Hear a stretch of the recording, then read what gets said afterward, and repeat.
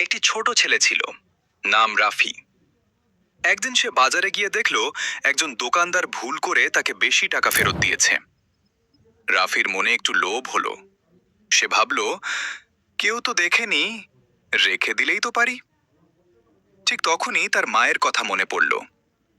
মানুষ না দেখলেও আল্লাহ সব সময় দেখেন।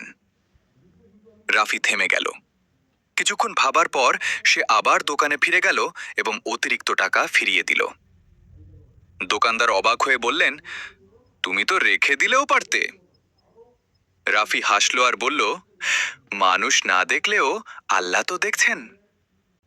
সেদিন দোকানদার দোয়া করলেন, আল্লাহ তোমাকে সৎ মানুষের মধ্যে রাখুন। শিক্ষা: সততা সব সময় সেরা পথ। আল্লাহ সবকিছু দেখেন।